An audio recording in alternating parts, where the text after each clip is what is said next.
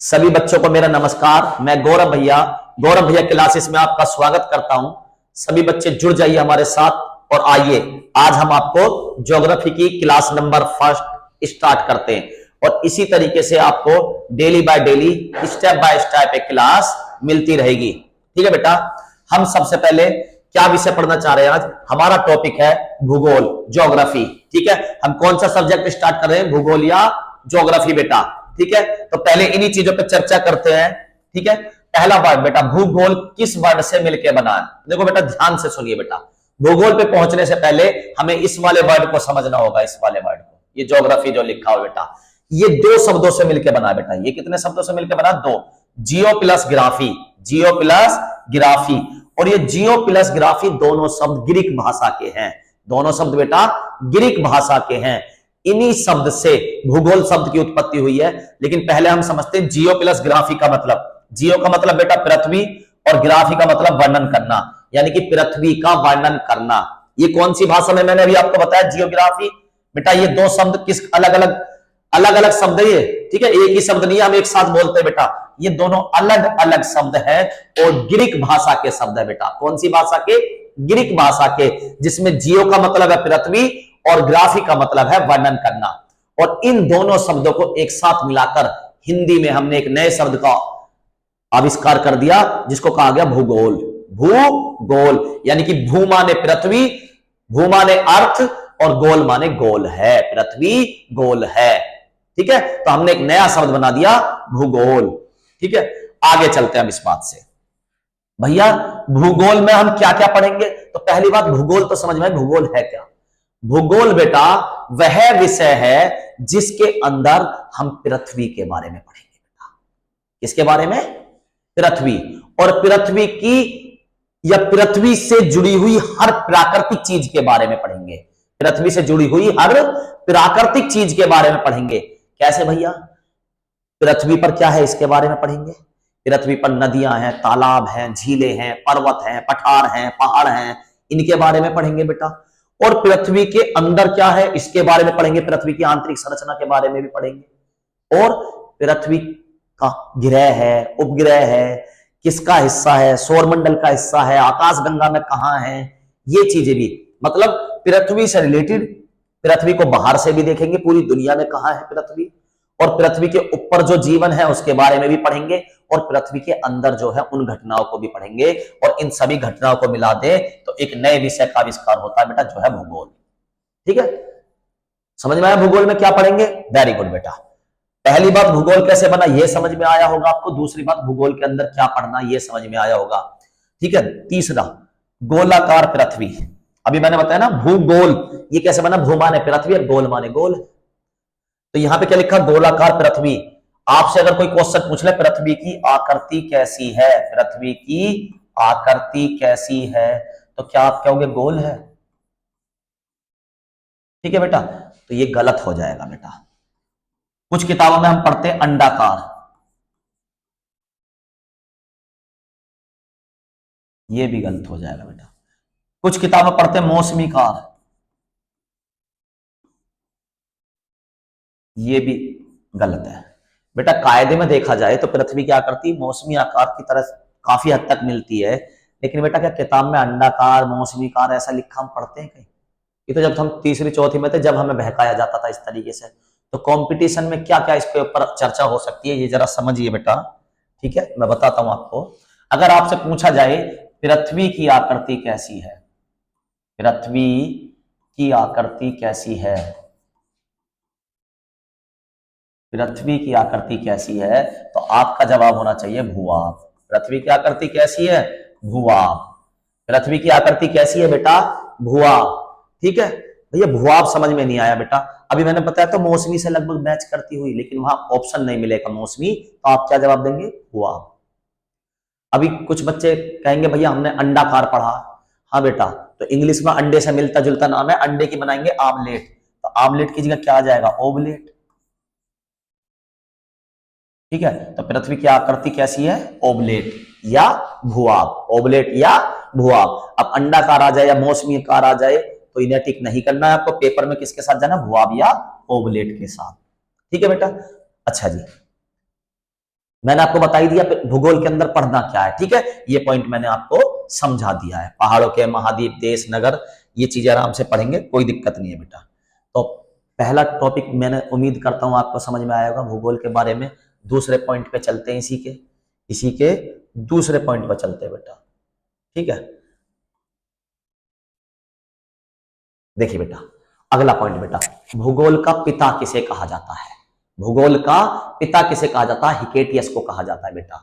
अब यहाँ पे कुछ चीजें समझने की है कि करके समझते हैं बेटा, ठीक है। पहला पॉइंट बेटा, भूगोल का पिता हिकेटियस को कहा जाता है। तो दिमाग में क्वेश्चन आएगा, क्यों कहा जाता है भैया, इसने ऐसा क्या कर दिया, क्यों कहा जाता है? ठीक है बेटा, क्यों पे अभी चर्चा करेंगे, लेकिन पहली बात, थोड़े से क्वेश्चन डायरेक्ट अगर क्वेश्चन रटने के लिए आ जाए तो डायरेक्ट भी तो आता। तो भूगोल का पिता हिकेटियस, भूगोल का पिता हिकेटियस, भूगोल का पिता हिकेटियस, ठीक है। भूगोल का पिता कौन है बेटा? हिकेटियस, भूगोल का पिता हिकेटियस। अच्छा बेटा, अगला क्वेश्चन बेटा इसी से रिलेटेड कैसा आ सकता? ज्योग्राफी का पिता आ जाएगा। ज्योग्राफी का पिता, ज्योग्राफी का पिता कौन है?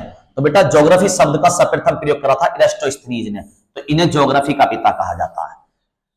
ये भूगोल, अभी तो भैया आपने बताया भूगोल और ज्योग्राफी एक ही सब्जेक्ट है। हाँ बेटा, एक ही सब्जेक्ट है, लेकिन भूगोल के लिए सबसे पहले ज्योग्राफी शब्द का जो प्रयोग करा वो इरास्टोस्थनीज ने करा था। किसने करा था? इरास्टोस्थनीज ने। तो आपसे कैसे कैसे क्वेश्चन आ सकते हैं? पहला क्वेश्चन, भूगोल का पिता किसे कहा जाता है?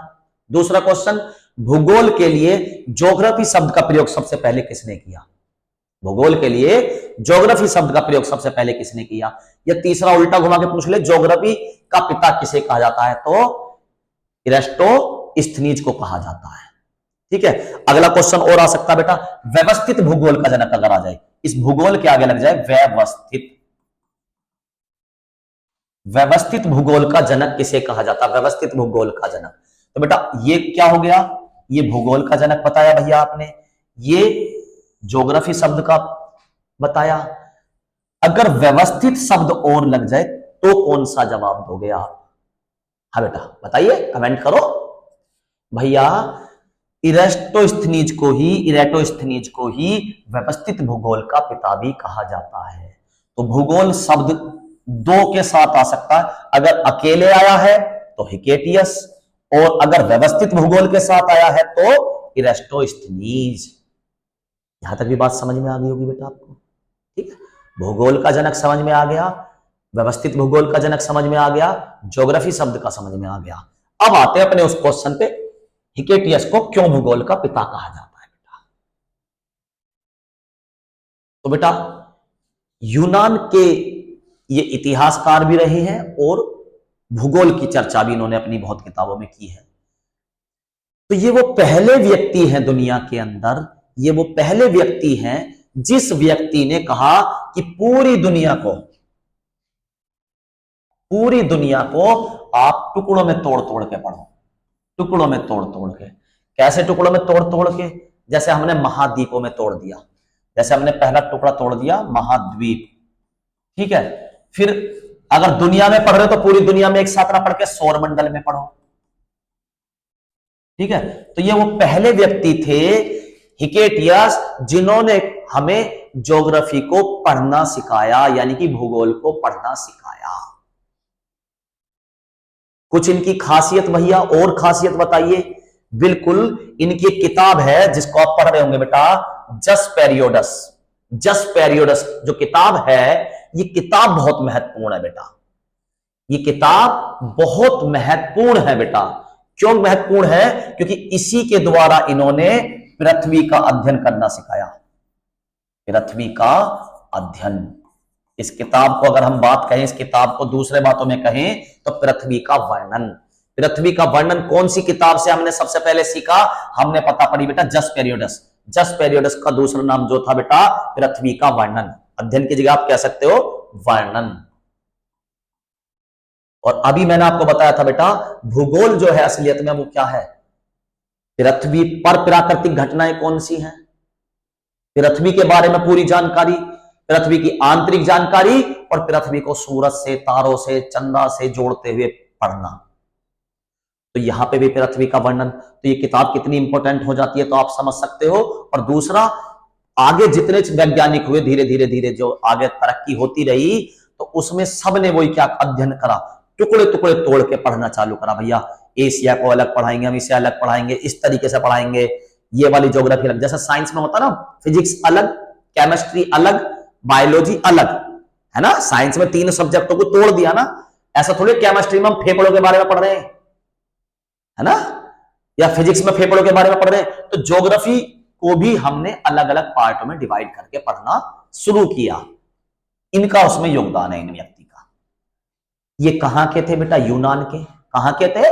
यूनान के थे बेटा। ठीक है, अगला पॉइंट। ठीक है, अगला पॉइंट भैया जी 500 यानी कि 5वीं शताब्दी ईसा पूर्व की, वो भी ईसा पूर्व 500 ईसा पूर्व इन्होंने जो है ये किताब में अपना वर्णन करा इन चीजों का। और ये कहां पे है बेटा? मिलेटस शहर में इनका जन्म हुआ था। कहां पे? मिलेटस शहर में। अब भैया ये मिलेटस शहर आज का कहां पे है बेटा? तो आज ये तुर्की में है। आज कहां पे है ये? तुर्की में। वर्तमान में ये तुर्की में है बेटा। अभी बात करते हैं ज्योग्राफी शब्द के बारे में। इरास्टोस्थेनीज ये कहां के वैज्ञानिक है? अगर इरास्टोस्थेनीज की बात करें तो बेटा ये ग्रीक के वैज्ञानिक है। ये कहां के? ग्रीक के। और हिकेटियस कहां के हैं बेटा? यूनान के। ये कहां के हैं? यूनान, यूनान के वैज्ञानिक है। लेकिन इनका जो शहर है वर्तमान में वो कौन से देश में है? तुर्की में। ठीक है, और इरास्टोस्थेनीज ग्रीक में। तो उम्मीद करता हूं बेटा ये बिल्कुल पॉइंट आपको क्लियर हो गया होगा। ठीक है, अगली वीडियो में आपको दूसरा पॉइंट मिलेगा। धन्यवाद।